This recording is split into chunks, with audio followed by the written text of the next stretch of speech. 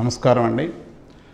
గత 10 సంవత్సరాల నుండి ఉపాధ్యాయ పోటీ పరీక్షలకు నాణ్యమైనటువంటి పుస్తకాలను ప్రచురిస్తున్నటువంటి ఎస్ఎన్ఎస్ పబ్లికేషన్ వాళ్ళు ఎంతో వినూత్నంగా సృజనాత్మకంగా యూట్యూబ్ ఛానల్ను ప్రారంభించారు.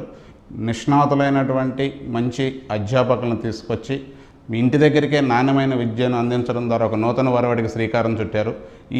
ఈ టెక్నాలజీని లేదా ఈ సాంకేతికతను విద్యార్థులందరూ ఉపయోగించుకుని చక్కగా మీరు కోచింగ్ వెళ్ళినటువంటి విద్యార్థులకు మరియు ఇంటి దగ్గర ఉన్నటువంటి విద్యార్థులు రెగ్యులర్గా ఉన్నటువంటి ఉద్యోగులకు ఇదంతా ఉపయోగపడుతుందని ఆకాంక్షిస్తున్నాను. My name is Anjaneyulu Dasari. TET డిఎస్సికి సంబంధించి సోషల్ మెథడాలజీకి సంబంధించినటువంటి బిట్స్ ఒక 10 బిట్స్ ఉంటాయి.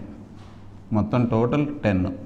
ఈ 10 వచ్చేసి మనకి ఏ చాప్టర్ నుండి ఎలా వస్తున్నాయి ఒకసారి కనుక మనం అనాలిసిస్ కనుక చేసుకున్నట్లయితే సోషల్ మెథడాలజీలో ఉన్నటువంటి 10 చాప్టర్లో మొదటిది ఏదైతే ఉందో విద్యా లక్ష్యాలు స్పష్టీకరణ. ఫస్ట్ది ఏదైతే ఉందో స్వభావము పరిధి.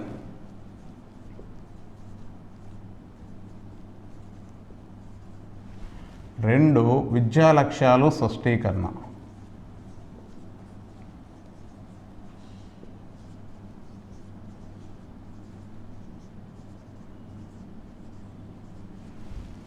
మూడు ఉద్దేశాలు విలువలు.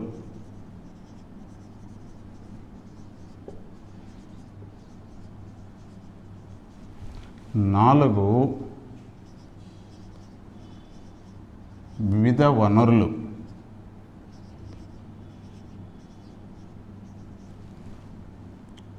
ఆర్ బోధనా ఉపకరణాలు.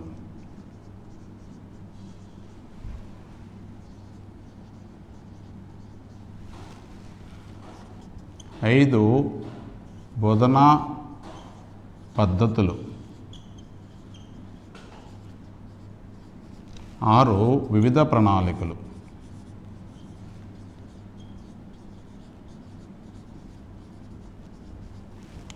7 కరికులం. 8 మూల్యాంకనం.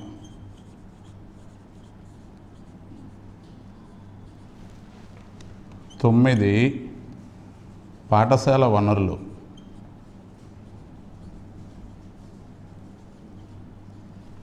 10 సాంఘిక శాస్త్రోపాధ్యాయుడు.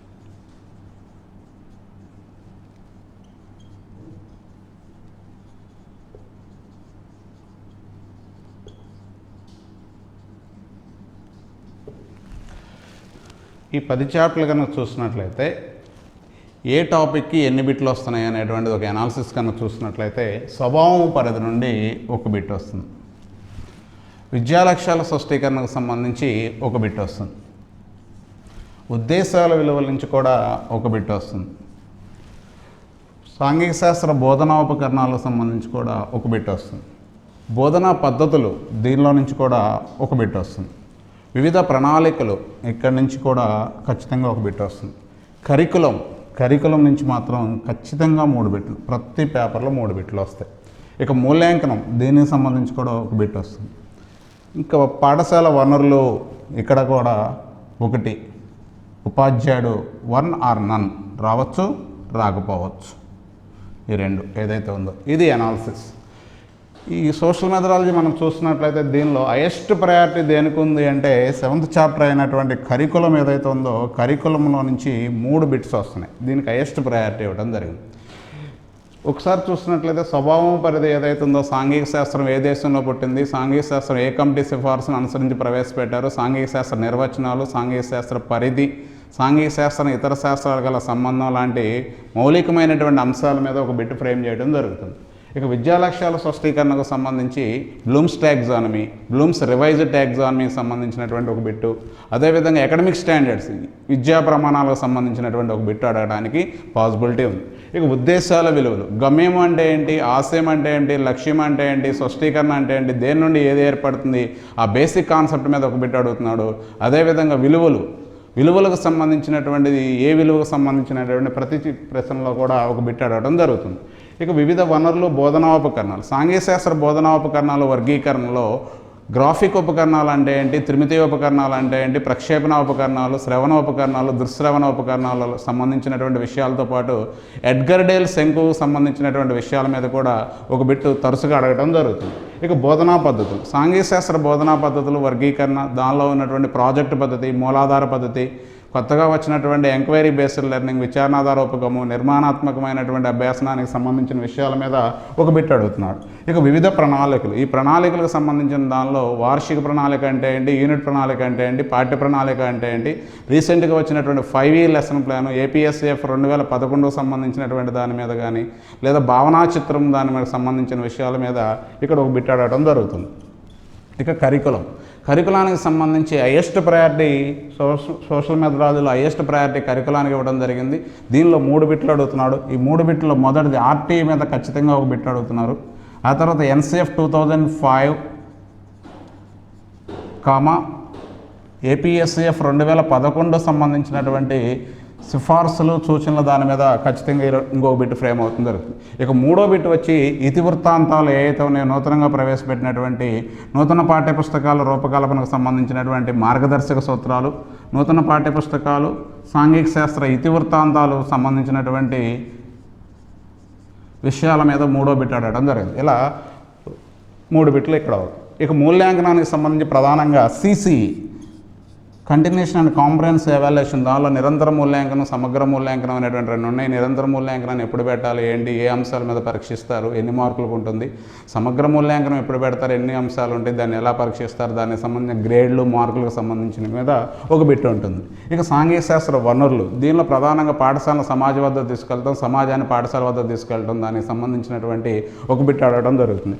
ఇక సాంఘిక శాస్త్ర ఉపాధ్యాయుడు, దీనిలో ఒక బిట్టు ఖచ్చితంగా ఒక బిట్ అడగచ్చు లేదా అడగకపోవచ్చు. దీనిలో అడిగితే సాంఘిక శాస్త్ర ఉపాధ్యాయుని మిగిలిన ఉపాధ్యాయులను వేరుపరుస్తున్నటువంటి అంశం ఏంటి అనేటువంటి అంశం మీద చాలాసార్లు ఎగ్జామ్స్లో అడగడం జరిగింది. ఈ పేపర్ అనాలిసిస్ కనుక చూసుకున్నట్లయితే సోషల్ మెథడాలజీకి సంబంధించినటువంటి హైయెస్ట్ ప్రయారిటీ దేని మీద ఉంది అంటే కరికులానికి సంబంధించి 3 బిట్లు వస్తున్నాయి కాబట్టి హైయెస్ట్ ప్రయారిటీ దీనికి ఉంది. కాబట్టి ఈరోజు మనం కరికులం గురించి నేర్చుకుందాం. కరికులము అనే పదం కర్రీరే అనే లాటిన్ పదం నుండి వచ్చింది. ఈ పదానికి అర్థము పరిగెత్తే దారి, పరుగు పందెపు బాట, రన్వే, దావన పదము అనే సమాన అర్థాలతో కూడుకుని ఉంటుంది. ఈ పదాలన్నింటినీ మనం పరిశీలిస్తే మనకు ఒక విషయం అర్థమవుతుంది. కరికులము అనేది ఒక లక్ష్యమా, లక్ష్యాన్ని చేరుకునే మార్గమా అని ఒక ప్రశ్న వేసుకుంటే కరికులము అనేది ఒక లక్ష్యం కాదు, ఒక లక్ష్యాన్ని చేరుకునే మార్గము అన్న విషయం మనకి స్పష్టమవుతుంది. జనరల్గా కరికులానికి సంబంధించినటువంటి మనం 2 అర్థాలు, ఒకటి సూక్ష్మ అర్థము, స్థూలార్థం అని 2 గమనిద్దాం. సూక్ష్మ అర్థంలో కనుక చూసినట్లయితే కరికులము అంటే మన పాఠశాలలో బోధించేటువంటి వివిధ విషయాలు లేదా సబ్జెక్టుల జాబితానే కరికులం అనే సూక్ష్మ భావంలో చెప్తాం. అదే స్థూల భావంలో కరికులం అంటే విద్య యొక్క అంతిమ ధ్యేయమైనటువంటి సమగ్ర మూర్తిమత్వాన్ని విద్యార్థుల్లో పెంపొందింపజేయడానికి పాఠశాల విద్యార్థి కల్పించే సమగ్ర అనుభవాలే కరికులము అని పేర్కొనవచ్చు.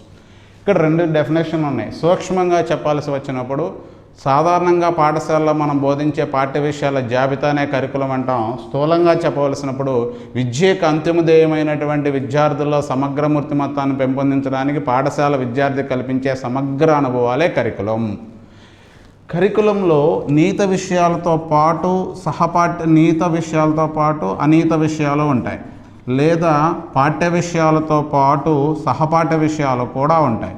పాఠ్య విషయాలు, సహపాఠ్య విషయాలు 2 కరికులంలో ఉంటాయి, లేదా నీత విషయాలు, అనీత విషయాలు 2 కూడా కరికులంలో ఉండటం జరుగుతుంది. ఇప్పుడు మనం కరికులానికి సంబంధించినటువంటి ప్రముఖమైనటువంటి వ్యక్తులకు సంబంధించినటువంటి కొన్ని నిర్వచనాలను చర్చిద్దాం.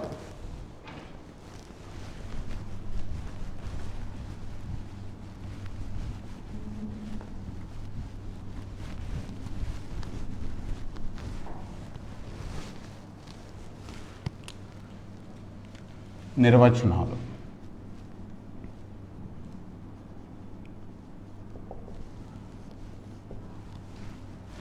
దీనిలో మొదటిది సెకండరీ విద్యా కమిటీ డెఫినేషన్ ఉంటుంది. సాంప్రదాయ తరగతి గదిలోనే కాకుండా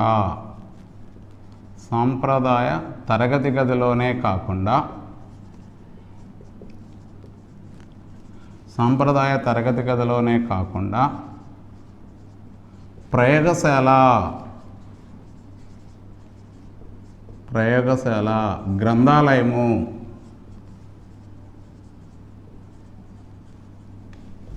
ఆట స్థలం నందు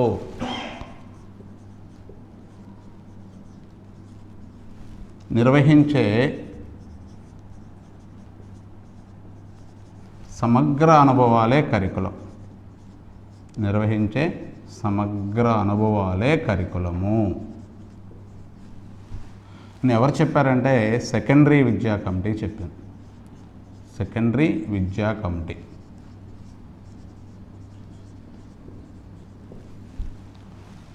రెండు, కళాకారుడు తన స్టూడియోలో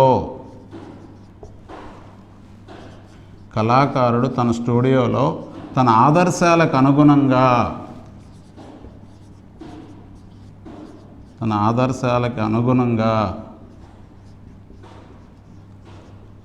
ముడి పదార్థాన్ని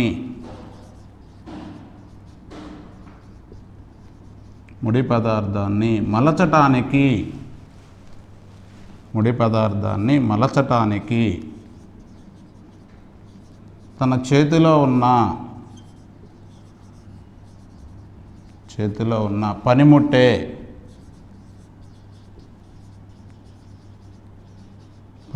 కరికులం.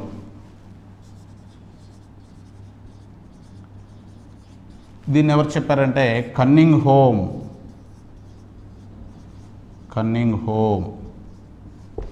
దీన్ని ఒకసారి కనుక చూసినట్లయితే కళాకారుడు తన స్టూడియోలో తన ఆదర్శాలకు అనుగుణంగా ముడి పదార్థాన్ని మలచడానికి తన చేతిలో ఉన్న పనిముట్టే కరికులం. ఇక్కడ కళాకారుడు అంటే ఉపాధ్యాయుడు, స్టూడియో అంటే పాఠశాల, ఆదర్శాలు అంటే లక్ష్యాలు, ముడి పదార్థము అంటే విద్యార్థి. తన చేతిలో ఉన్న పనిముట్టే కరికులం. ఎవరు చెప్పారంటే కన్నింగ్ హోమ్ అనే వ్యక్తి చెప్పాడు. ఇక మూడవది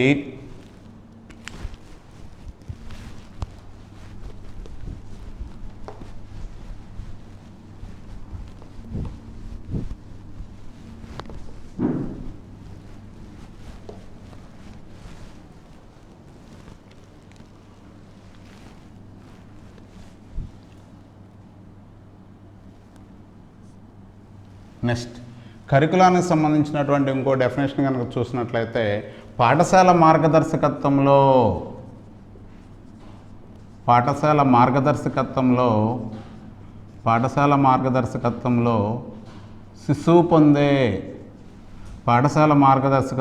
శిశువు పొందే వాస్తవ అనుభవాలే కరికులము. పాఠశాల మార్గదర్శకత్వంలో శిశువు పొందే వాస్తవ అనుభవాలే కరికులము.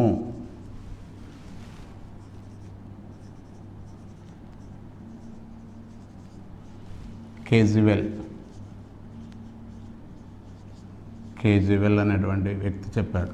ఏం చెప్పాడు? పాఠశాల మార్గదర్శకత్వంలో శిశువు పొందే వాస్తవ అనుభవాలే కరికులము అని ఎవరు చెప్పారంటే కేజీవెల్. తర్వాత పాఠశాల విద్యార్థికి కల్పించే సమగ్ర అనుభవాలే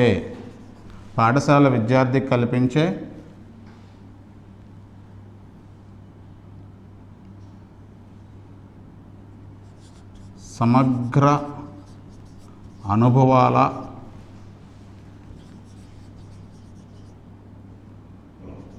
అనుభవాల మొత్తమే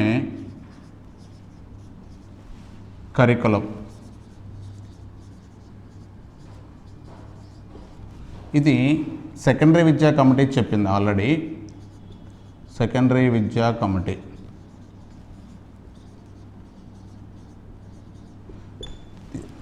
దీనిలాగా ఉండేటువంటి డెఫినేషన్ ఏంటంటే పాఠశాల విద్యార్థికి కల్పించే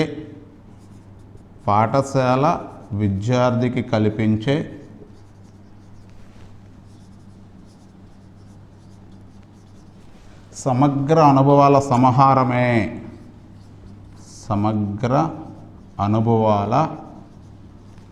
సమాహారమే కరికులం.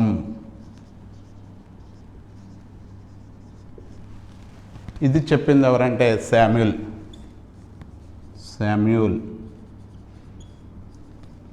అంటే సెకండరీ విద్యా కమిటీ చెప్పినటువంటికి శామ్యుల్ చెప్పినటువంటి డెఫినేషన్కి చిన్న మోడిఫికేషన్, సమగ్ర అనుభవాల సమాహారమే కరికులం అని ఎవరు చెప్పారంటే శామ్యుల్.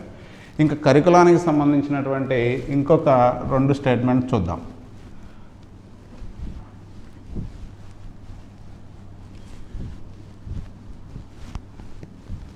శారీరక, మానసిక, ఆధ్యాత్మిక, నైతిక వికాసాలకు సంబంధించిందే కరికులం. శారీరక, మానసిక, ఆధ్యాత్మిక, నైతిక వికాసాలకు సంబంధించిందే, నైతిక వికాసాలకు సంబంధించిందే కరికులం అని ఎవరు చెప్పారంటే క్రో అండ్ క్రో. శారీరక, మానసిక, ఆధ్యాత్మిక, నైతిక వికాసాలకు సంబంధించిందే కరికులం అని ఎవరు చెప్పారంటే క్రో అండ్ క్రో. నెక్స్ట్, విద్యార్థుల నిర్దేశిత అనుభవాలు పొందటానికి, విద్యార్థి నిర్దేశిత అనుభవాలు పొందడానికి అన్ని అవకాశాలు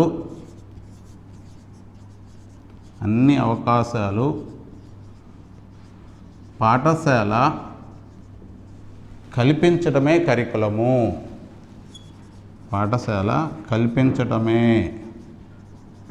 కల్పించటమే కరికులం. ఇది ఎవరు చెప్పారంటే ఎడ్వర్డ్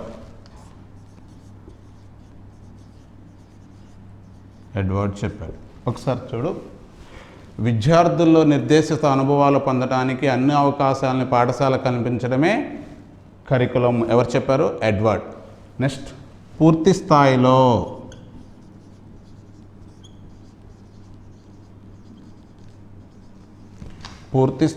ప్రతిచర్యలు జరుపుకునేందుకు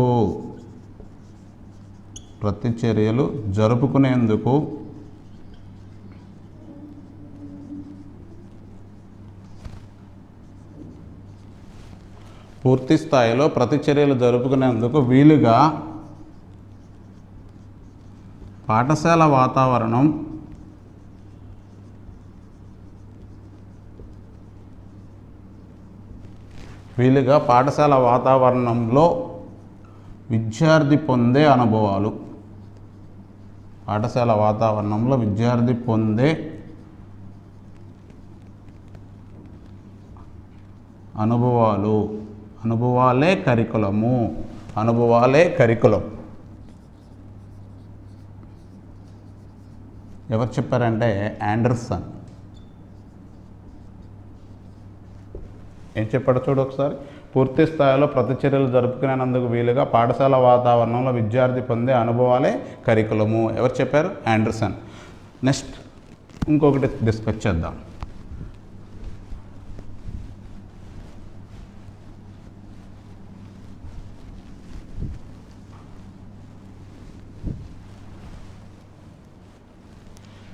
విద్యా ప్రణాళిక అనేది అమూర్తమైనది.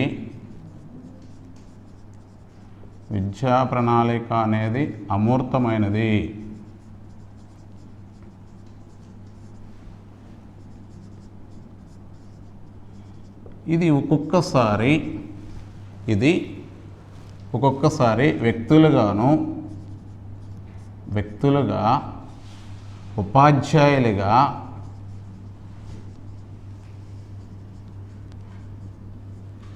వ్యక్తులుగా ఉపాధ్యాయులుగా పాఠశాల సమాజపరంగా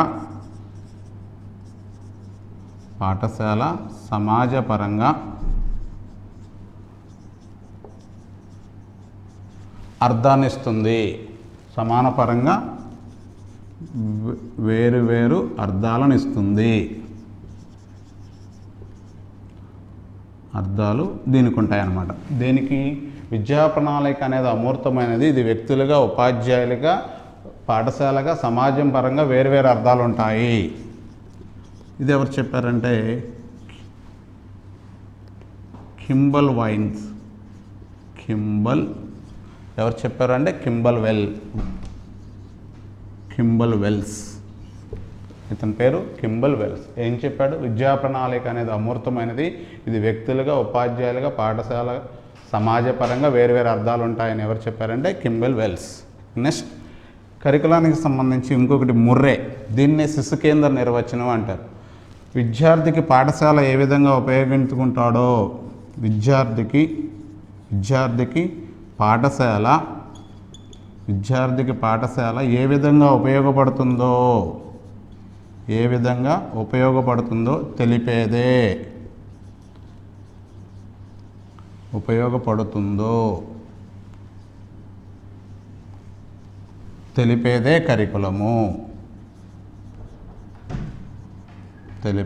కరికులం. విద్యార్థికి పాఠశాల ఏ విధంగా ఉపయోగించబడుతుందో తెలిపేదే కరికులం. దీన్ని ఎవరు చెప్పారంటే ముర్రే. విద్యార్థికి పాఠశాల ఏ విధంగా ఉపయోగపడుతుందో తెలిపేదే కరికులం. దీన్ని చెప్పింది ఎవరు అంటే ముర్రే. నెక్స్ట్ కరికులానికి సంబంధించి ఇంకో ఇంపార్టెంట్ డెఫినేషన్,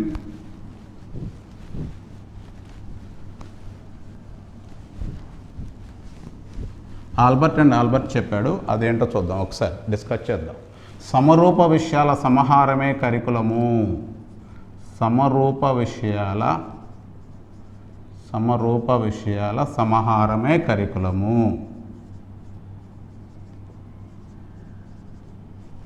సమరూప విషయాల సమాహారమే కరికులం. ఇది ఎవరు చెప్పారంటే ఆల్బర్ట్.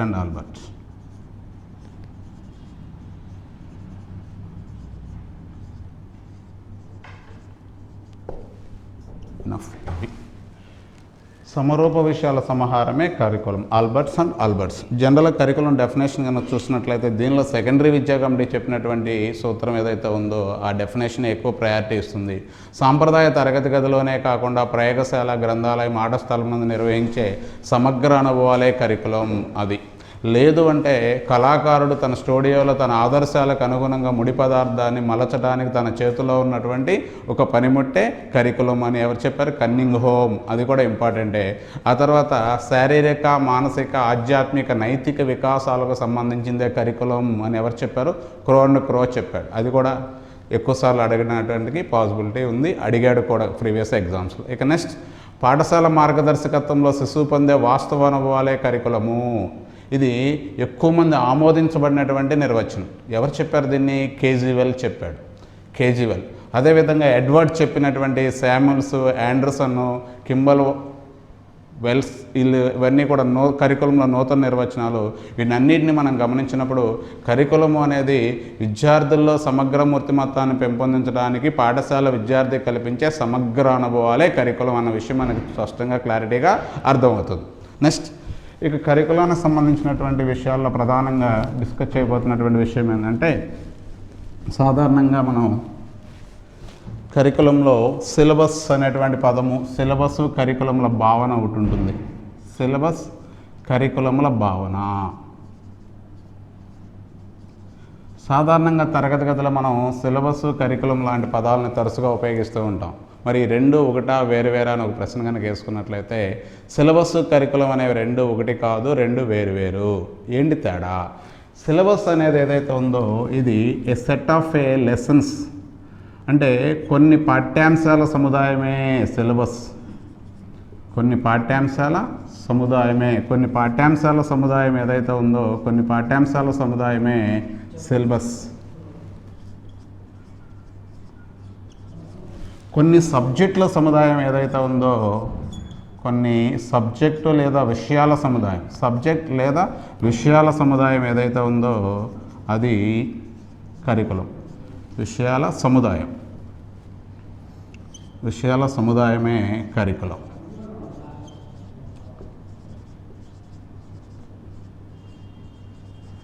ఇక్కడ ఒక విషయం చెప్పాలి. కొన్ని పాఠాల సముదాయం ఏమో సిలబస్, కొన్ని సబ్జెక్టులు లేదా విషయాల సముదాయమే కరికులం. సిలబస్ అనేది దేనిలో భాగం అంటే కరికులంలో భాగం. ఈ కరికులము, సిలబస్, ఈ కరికులం ఏదైతే ఉందో మ్యాథ్స్లో మీరు సమితి అని అనుకుంటే ఈ సిలబస్ ఏదైతే ఉందో ఇది ఉపసమితి అవుతుంది. అంటే సిలబస్ అనేది దేనిలో భాగము అంటే కరికులంలో భాగం. ఫర్ ఎగ్జాంపుల్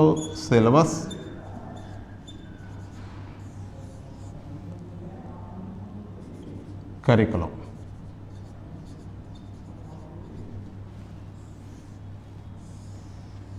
ఇలా అంటే ఈ సిలబస్ అనేది ఏదైతే ఉందో ఇది కరికులంలో భాగం. కరికులంలో సిలబస్తో పాటు ఇంకా చాలా విషయాలు ఉంటాయి. ఆ చాలా విషయాలని సహపాఠ్య విషయాలు అనే పేరుతో కూడా పిలుస్తూ ఉంటారు. ఇప్పుడు చూద్దాం సిలబస్ కరికులంకి ఉన్నటువంటి వేరియేషన్ చూద్దాం. ఈ రెండింటిని కనుక ఒకసారి కనుక పరిశీలిస్తే సిలబస్ అనేది కరికులంలో ఒక భాగము.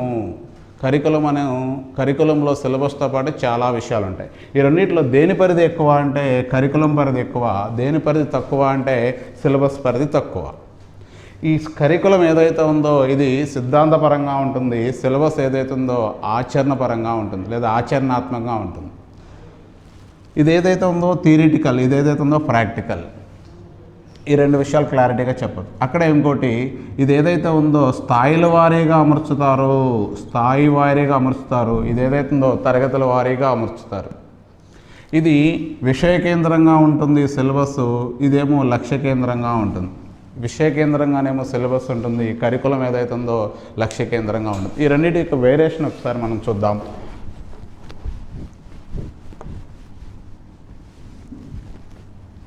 సిలబస్ కరికులానికి సంబంధించినటువంటి విషయాలు ఒకసారి మనం టేబుల్ రూపంలో కనుక మనం ఇలా చూసినట్లయితే మొదటిది ఏదైతే ఉందో సిలబస్, రెండోది ఏదైతే ఉందో కరికులం,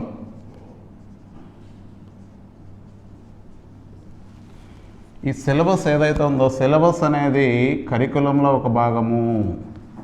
సిలబస్ అనేది కరికులంలో ఒక భాగము. సిలబస్ అనేది కరికులంలో ఒక భాగం. కరికులంలో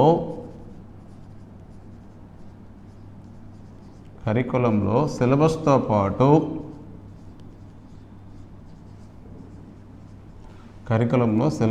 పాటు ఇంకా చాలా విషయాలు ఉంటాయి. సిలబస్తో పాటు చాలా విషయాలు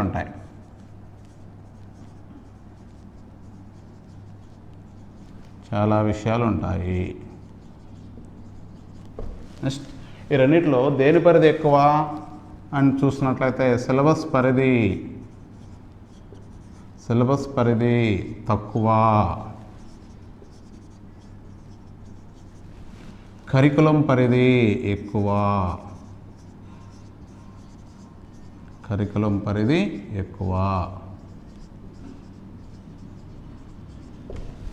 సిలబస్ పరిధేమో తక్కువ, కరికులం పరిధేమో ఎక్కువ. ఈ రెండిట్లో ఇది ఏదైతే ఉందో ఇది ఆచరణాత్మకమైనది, ఇది ఏదైతే ఉందో ఇది సిద్ధాంతము.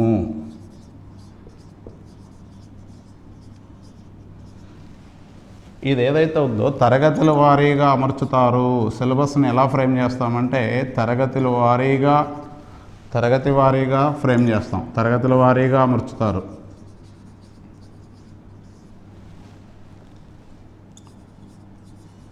ఇది ఏదైతే ఉందో స్థాయిల వారీగా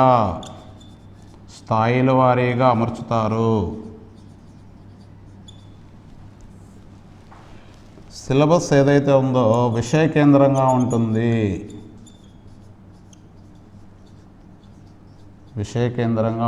ఇది ఏదైతే ఉందో లక్ష్య కేంద్రంగా ఉంటుంది.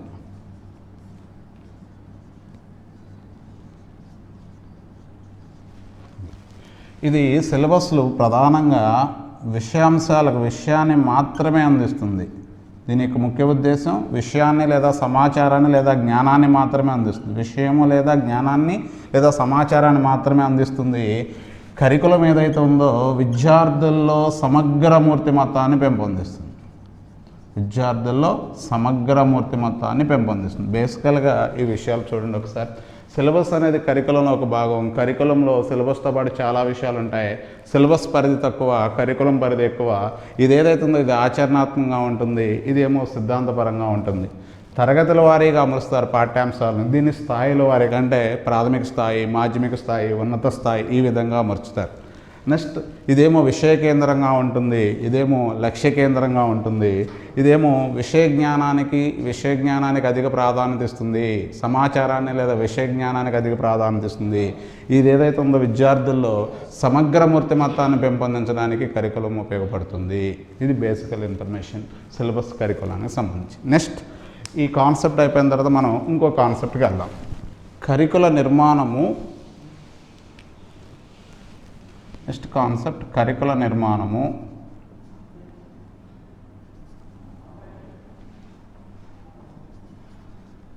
కరికుల నిర్మాణము రాల్ఫ్ టేలర్ వివరణ. రాల్ఫ్ టేలర్ వివరణ.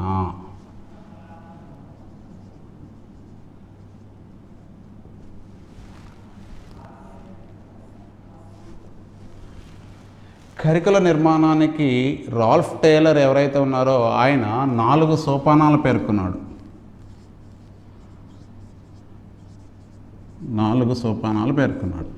కరికుల నిర్మాణానికి రాల్ఫ్ టేలర్ ఎవరైతే ఉన్నారో ఎన్ని సోపానాలు పేర్కొన్నాడు? 4 సోపానాలు. మొదటిది ఉద్దేశాలను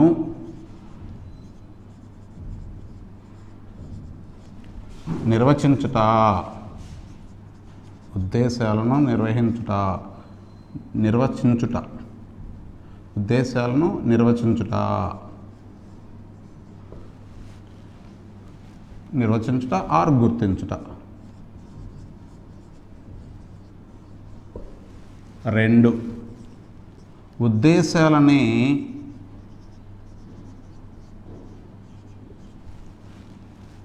విద్యా అనుభవాలుగా మార్చటం. విద్యా అనుభవాలుగా. ఉద్దేశాలని విద్యా అనుభవాలుగా మార్చటం. 3 ఉద్దేశాలని వ్యవస్థాగతం చేయటం. ఉద్దేశాలని వ్యవస్థాగతం చేయటం. వ్యవస్థీకృతం. ఉద్దేశాలని వ్యవస్థీకృతం చేయటం. 4 ఈ ఉద్దేశాలని మూల్యాంకనం చేయటం.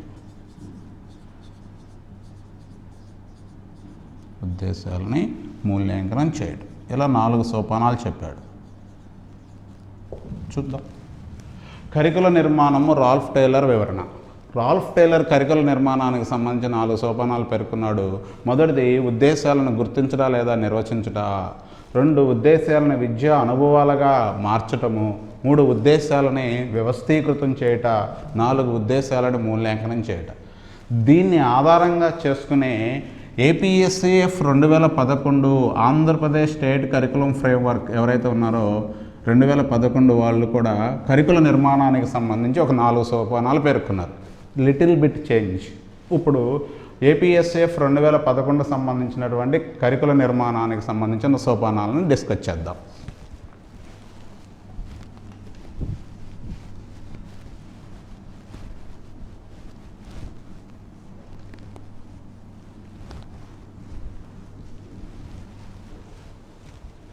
కరికుల నిర్మాణము. కరికులం నిర్మాణము ఏపీఎస్సిఎఫ్ 2011 సోపానాలు. కరికుల నిర్మాణం ఏపీఎస్సిఎఫ్ 2011 సోపానాలు. ఇవి కూడా ఎన్ని ఉన్నాయంటే 4 ఉన్నాయి. ఇవేంటో చూద్దాం. మొదటిది లక్ష్యాలను గుర్తించుట మరియు నిర్వచించుట. లక్ష్యాలను గుర్తించుట మరియు నిర్వచించుట. లక్ష్యాలను గుర్తించుట మరియు నిర్వచించుట. ఒక్కొక్కసారి లక్ష్యాలను ఎంపిక చేయట అనే పదం కూడా వస్తుంది. గుర్తించుట మరియు నిర్వచించుట లేదా ఎంపిక చేయట. ఇదేదైతే ఉందో ఫస్ట్. 2 లక్ష్యాలను అభ్యాసన అనుభవాలుగా రాయటం. అభ్యాసన అనుభవాలుగా.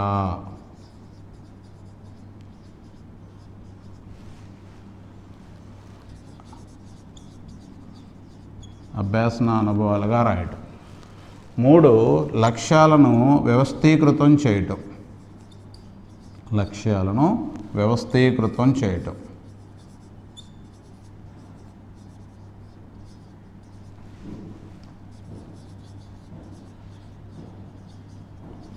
4 లక్ష్యాలను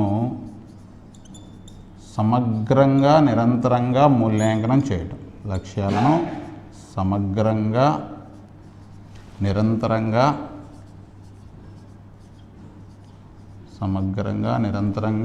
మూల్యాంకనం చేయటం.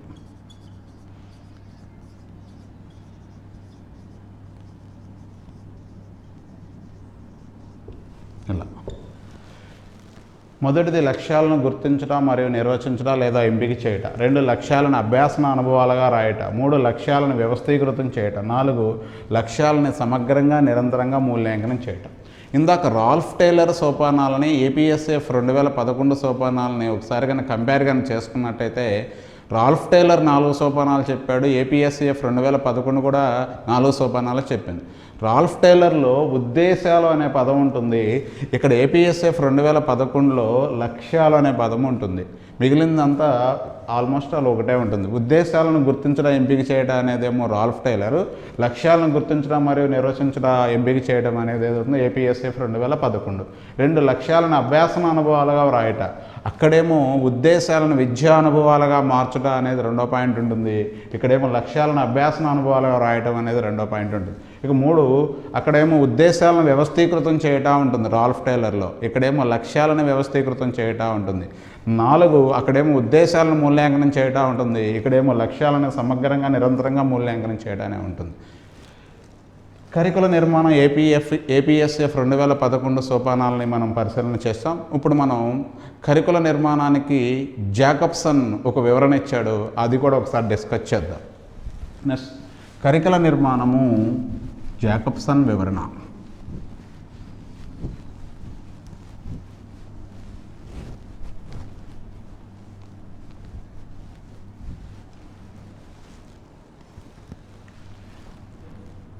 కరికుల నిర్మాణము జాకబ్సన్ వివరణ.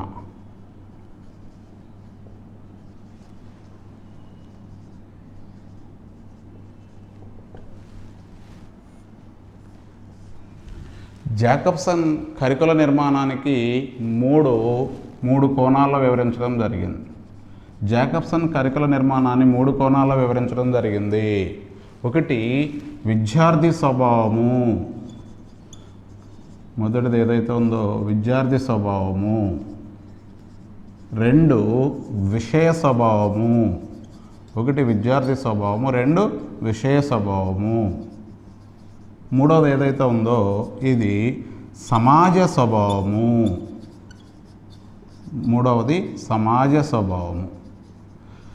కరికుల నిర్మాణంలో విద్యార్థి స్వభావము, విషయ స్వభావంతో పాటు సమాజ స్వభావాన్ని కూడా పరిగణలోకి తీసుకోవాలి అని పేర్కొన్నటువంటి వ్యక్తి జాకబ్సన్. ఇది కరికుల నిర్మాణంలో విద్యార్థి స్వభావం, విషయ స్వభావంతో పాటు సమాజ స్వభావాన్ని కూడా పరిగణలోకి తీసుకుని కరికులాన్ని నిర్మించాలని ఎవరు అభిప్రాయపడ్డారంటే జాకబ్సన్. 3 కోణాలు కాబట్టి ఈ మూడింటిని ఒక ట్రయాంగిల్లో మనం కనుక చూపించినట్లయితే పైన ఏదైతే ఉందో ఇది విద్యార్థి స్వభావం. ముందు విద్యార్థి స్వభావానికి అధిక ప్రయారిటీ ఇవ్వాలి.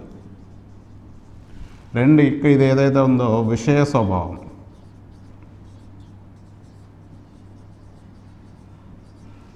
ఇక్కడ ఏదైతే ఉందో సమాజ స్వభావం.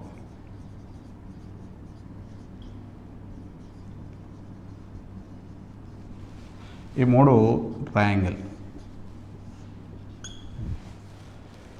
జాకబ్సన్ వివరణ. కరికుల నిర్మాణానికి సంబంధించి జాకబ్సన్ 3 సోపానాలు లేదా 3 కోణాలు వివరించడం జరిగింది. మొదటిదేమో విద్యార్థి స్వభావం, 2 విషయ స్వభావం, 3 సమాజ స్వభావము.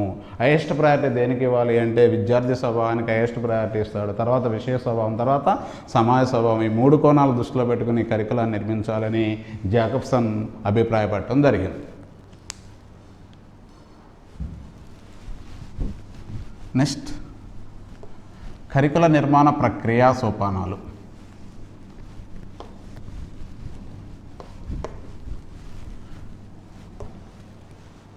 నెక్స్ట్ మనం చూసినట్లయితే కరికుల నిర్మాణము ప్రక్రియా సోపానాలు.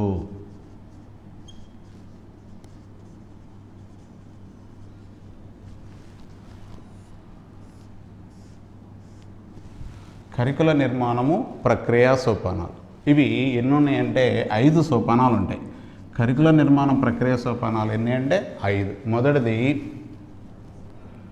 ఉద్దేశాలు ఆశయాలు లక్ష్యాలను గుర్తించుట.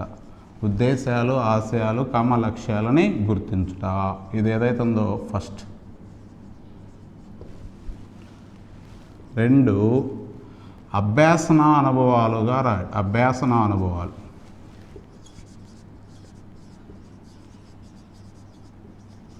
రెండోది అభ్యాసన అనుభవాలను పేర్కొనటం.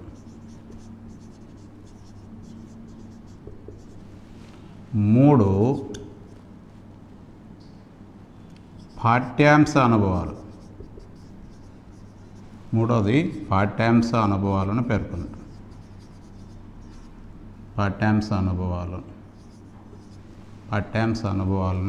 పేర్కొనటం. 4 అభ్యాసన అనుభవాలని పాఠ్యాంశ అనుభవాలని రెండింటిని వ్యవస్థీకృతం చేయటం. అభ్యాసన అనుభవాలు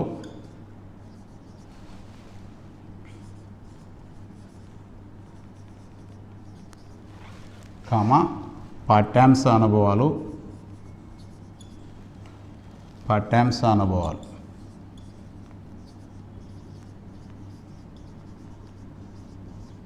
అనుభవాలని వ్యవస్థీకృతం చేయటం.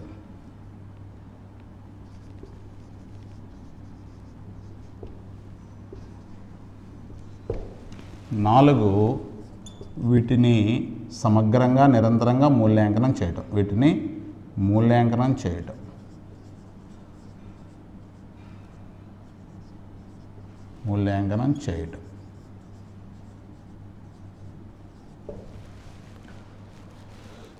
ఒకసారి కనుక గమనించినట్టయితే కరికుల నిర్మాణం ప్రక్రియ సోపానాలు ఎన్ని ఉన్నాయంటే 5. మొదటిది ఉద్దేశాలు ఆశయాలు లక్ష్యాలను గుర్తించడం, వాటిని అభ్యాసన అనుభవాలుగా పేర్కొనటం. 3 పాఠ్యాంశ అనుభవాలుగా పేర్కొనటం. 4 అభ్యాసన అనుభవాలు పాఠ్యాంశ అనుభవాలని వ్యవస్థీకృతం చేయటం. 5 మూల్యాంకనం చేయటం. దీన్ని మనం ఒక డయాగ్రామ్ ద్వారా ఎలా చూపించవచ్చు అంటే, ఇక్కడ ఏదైతే ఉందో ఉద్దేశాలు గమ్యాలు లక్ష్యాలు. ఉద్దేశాలు గమ్యాలు లక్ష్యాలు. 2 అభ్యాసన అనుభవాలుగా మార్చడం. అభ్యాసన అనుభవాలు, దీన్ని సెకండ్ ప్రయారిటీ. 3 పాఠ్యాంశ అనుభవాలు.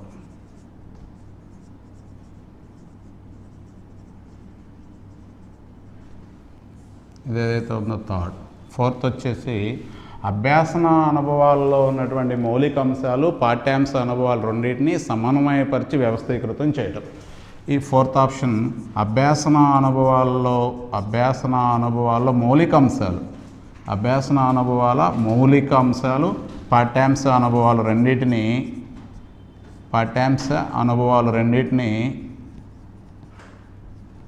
సమన్వయం చేయటం లేదా వ్యవస్థీకృతం చేయటం. ఇది ఏదైతే ఉందో ఇది 4th వన్. 5th ఏదైతే ఉందో మూల్యాంకనం, వాటిని సమగ్రంగా నిరంతరంగా మూల్యాంకనం చేయటం. ఇది ఏదైతే ఉందో 5th. ఫస్ట్ వన్ ఏదైతే ఉందో ఇది ఫస్ట్. ఇది అభ్యాసన అనుభవాలు చేయడం ఏదైతే సెకండ్ వన్. పాఠ్యాంశ అనుభవాలు 4th వన్. అభ్యాసన అనుభవాలని పాఠ్యాంశ అనుభవాలను సమన్వయం చేసి వ్యవస్థీకరించడం ఏదైతుందో 4th వన్. లాస్ట్ది ఏదైతుందో 5th వన్ మూల్యాంకనం. ఇవి ఉన్నాయి. ఇప్పుడు ఒక ఏరో మార్క్స్ ఇలా చూసినట్టయితే ఒక సర్కిల్ రూపంలో ముందు ఉద్దేశాలు గమ్యాల లక్ష్యాల నుండి అభ్యాసన అనుభవాలుగా మారుస్తాం. అభ్యాసన అనుభవాలని పాఠ్యాంశ అనుభవాలుగా మారుస్తాం. పాఠ్యాంశ అనుభవాలు కనుక చూసినట్లయితే అభ్యాసన అనుభవాల్లో ఉన్నటువంటి మౌలిక అంశాలని పాఠ్యాంశ అనుభవాలని సమన్వయం పరిస్థితి వ్యవస్థీకృతం చేస్తాం. ఆ తర్వాత వీటిని ఏం చేస్తామంటే మూల్యాంకనం చేస్తాం. ఈ మూల్యాంకనం కరెక్ట్గా వస్తే సరే ఉంది, లేకపోతే మళ్ళీ ఇక్కడికి వెళ్తుంది. ఈ డైరెక్షన్ ఎలా కనుక చూసినట్లయితే ఇదే అభ్యాసన ప్రక్రియ, విద్యా ప్రణాళిక ప్రక్రియ. విద్యా ప్రణాళిక ప్రక్రియ చట్టం.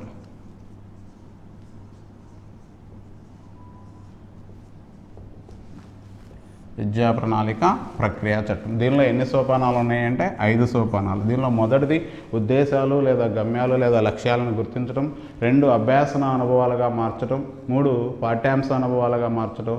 అభ్యాసన అనుభవాల్లో మౌలిక అంశాలు, పాఠ్యాంశ అనుభవంలో ఉన్నటువంటి విషయాలని సమన్వయం పరిచి వ్యవస్థీకృతం చేయటం, వీటిని ఏదైతే ఉందో దీన్ని మూల్యాంకనం చేయటం. ఇది విద్యా ప్రణాళిక ప్రక్రియ చట్టం. ఇంతవరకు అయిపోయింది. నెక్స్ట్ కాన్సెప్ట్కి వచ్చేసి అంటే చూద్దాం. 1976కి ముందు విద్య ఏదైతే ఉందో రాష్ట్ర జాబితాలో మాత్రమే ఉండేది. కేంద్రం విద్యా విధానానికి సంబంధించినటువంటి చిన్న చిన్న సలహాలు సూచనలు మాత్రమే ఇస్తూ ఉండేది. విద్య అనేది కేవలం రాష్ట్ర జాబితాలో ఉంటుంది, రాష్ట్ర ప్రభుత్వ జాబితాలో మాత్రమే ఉంటుంది ఇప్పుడు 1976 వరకు కూడా. కాబట్టి కేంద్ర ప్రభుత్వం ఏం చేస్తుందంటే చిన్న చిన్న సలహాలు సూచనలు మార్గదర్శకత్వం ఇస్తూ ఉండేది. దీనిలో భాగంగానే మొట్టమొదటిసారిగా 1968లో జాతీయ విద్యా విధానం ఏర్పడింది. మొదటి జాతీయ విద్యా విధానం 1968 ఏదైతే ఉందో ఇది జాతీయ విద్యా విధానం, ఇది మొట్టమొదటి జాతీయ విద్యా విధానం ఏర్పడింది. అదేవిధంగా దీనిలో భాగంగానే 1975లో మొదటి జాతీయ పాఠ్య ప్రణాళిక చట్టం ఏర్పడింది. జాతీయ పాఠ్య ప్రణాళిక చట్టం.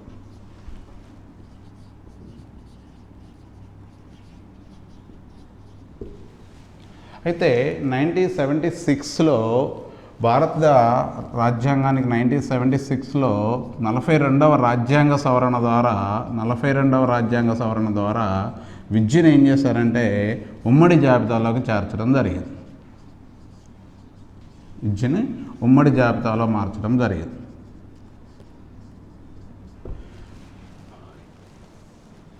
విద్య ఎప్పుడైతే ఉమ్మడి జాబితాలో 96లో ఉమ్మడి జాబితాలో 42వ రాజ్యాంగ సవరణ ద్వారా చేర్చడం జరిగిందో అప్పుడు జాతీయ స్థాయిలో ఒక విద్యా విధానాన్ని తయారు చేశారు. దాని పేరే 1986 జాతీయ విద్యా విధానం. 1986 జాతీయ విద్యా విధానం.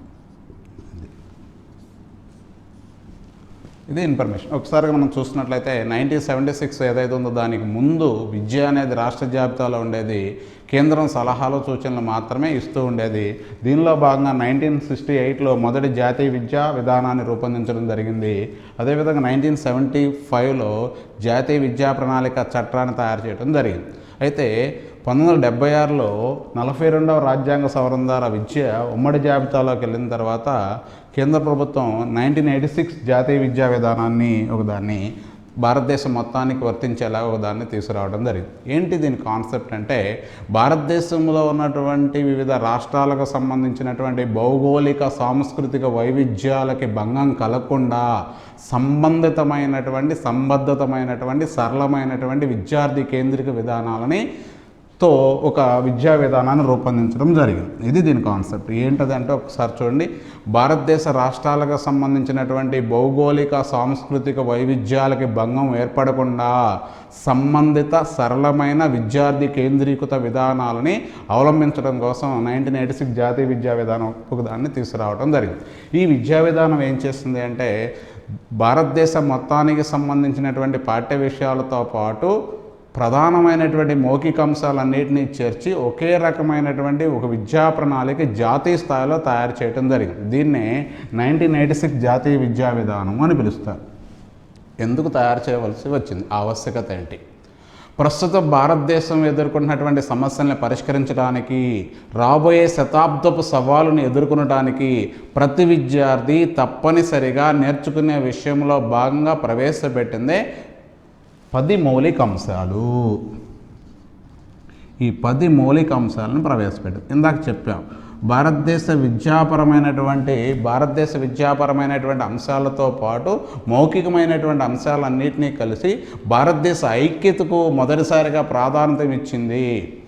ఆ 10 మౌలిక అంశాలు ఏవైతే ఉన్నాయో ఒకసారి మనం డిస్కస్ చేద్దాం. ఫస్ట్ వన్,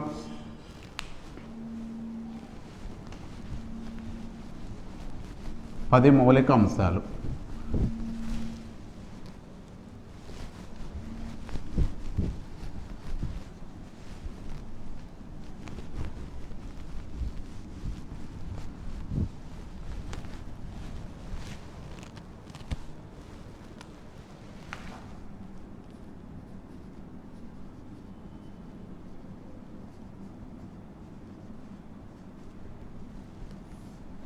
ఈ 10 మౌలిక అంశాలను ఎవరు సిఫార్సు చేశారు అంటే 1986 జాతీయ విద్యా విధానం సిఫార్సు చేసింది. ఎవరు సిఫార్సు చేశారు? 1986 జాతీయ విద్యా విధానం. ఎందుకు? ఇందాక చెప్పాం. ప్రస్తుతం భారతదేశం ఎదుర్కొంటున్నటువంటి సమస్యలను పరిష్కరించడానికి, రాబోయే శతాబ్దపు సవాళ్ళను ఎదుర్కొనడానికి ప్రతి విద్యార్థి తప్పనిసరిగా నేర్చుకునే విషయంలో భాగంగా ప్రవేశపెట్టిందే 10 మౌలిక అంశాలు.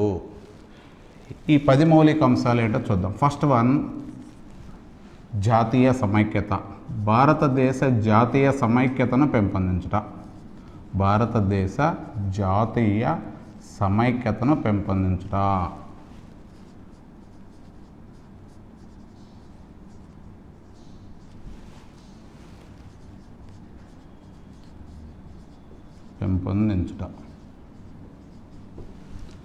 దీన్ని ఒక్కొక్కసారి జాతీయ భావనా వికాసం అనే పేరుతో కూడా పిలుస్తాడు.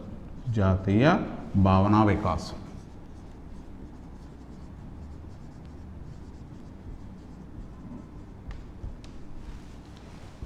రెండు, భారతదేశ చరిత్ర సంస్కృతి.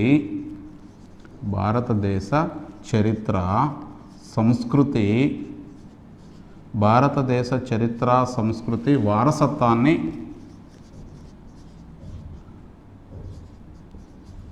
వారసత్వమును గౌరవించుట మరియు పరిరక్షించుట. గౌరవించుట మరియు పరిరక్షించుట.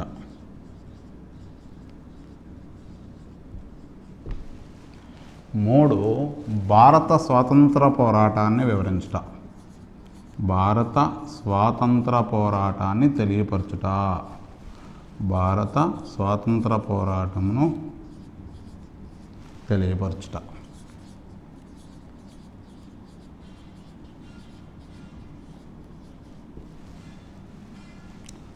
నాలుగు, భారత రాజ్యాంగము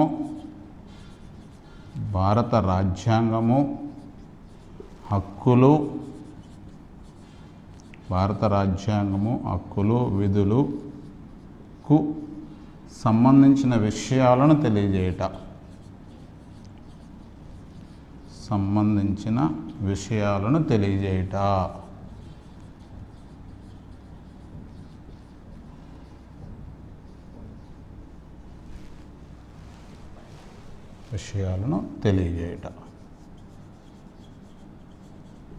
ఐదు, ప్రజాస్వామ్య భావన. ప్రజాస్వామ్యము, లౌకికవాదము. సామ్యవాదము,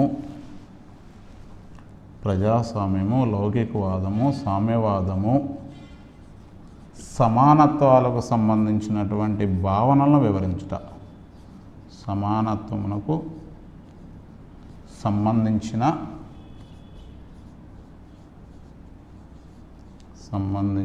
భావనలను వివరించుట.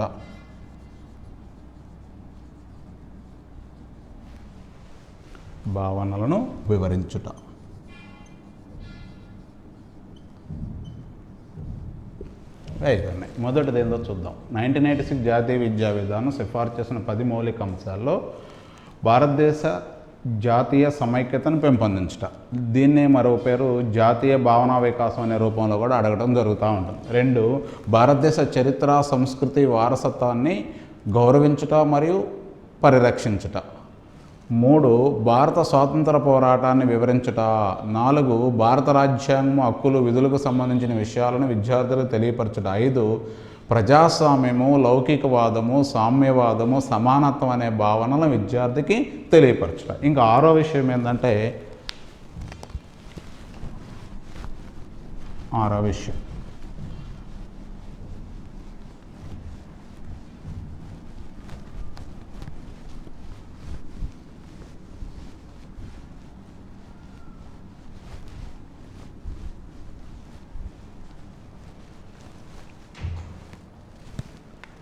చిన్న కుటుంబాల భావన. ఆరో విషయం ఏంటి? చిన్న కుటుంబాల భావన.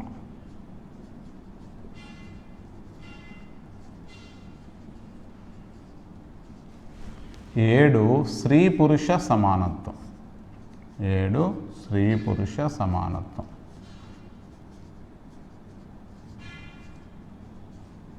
8 పరిసరాల పరిరక్షణ.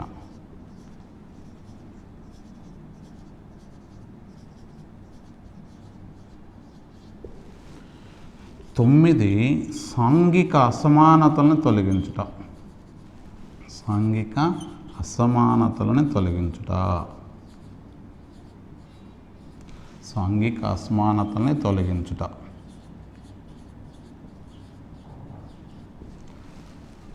10 శాస్త్రీయ వైఖరులను పెంపొందించుట. శాస్త్రీయ వైఖరులను పెంపొందించుట.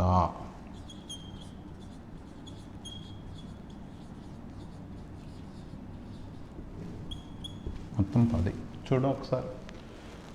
మొదటిది జాతీయ సమైక్యత లేదా జాతీయ భావనా వికాసము. 2 భారతదేశ చరిత్ర సంస్కృతి వారసత్వాన్ని గౌరవించుట మరియు పరిరక్షించుట. 3 భారతదేశ చరిత్ర భారత స్వాతంత్ర పోరాటాన్ని వివరించుట. 4 భారత రాజ్యాంగము హక్కులు విధులకు సంబంధించిన విషయాలను వివరించుట. 5 ప్రజాస్వామ్యము లౌకికవాదము సామ్యవాదము సమానత్వం అనే భావనలు వివరించుట. 6 చిన్న కుటుంబాల భావన. 7 స్త్రీ పురుష సమానత్వం. 8 పరిసరాలకు సంబంధించినటువంటి విషయాలు. జనరల్గా పరిసరాలని పరిరక్షించడం, పరిసరాల గురించి తెలుసుకోవడం, పరిసరాల ద్వారా నేర్చుకోవడం, పరిసరాలను పరిరక్షించడం లాంటి విషయాలకు సంబంధించింది. 9 సాంఘిక అసమానతను తొలగించుట. 10 శాస్త్రీయ వైఖరిని పెంపొందించుట. దీని మీద ఎగ్జామినేషన్లో బిట్ ఎలా ఫ్రేమ్ అయిందంటే, ఈ క్రింది వానిలో 10 మౌలిక అంశాలకు సంబంధించని విషయము అంటాడు. ఈ 10లో 3 ఏదో ఇస్తాడు, ఒకటి బయటకు తీసుకొచ్చి ఇస్తాడు. ఆ వేరుగా ఉన్నటువంటి విషయం ఏదైతే దాన్ని ఐడెంటిఫై చేయడం. ఇది దీని కాన్సెప్ట్. Okay, next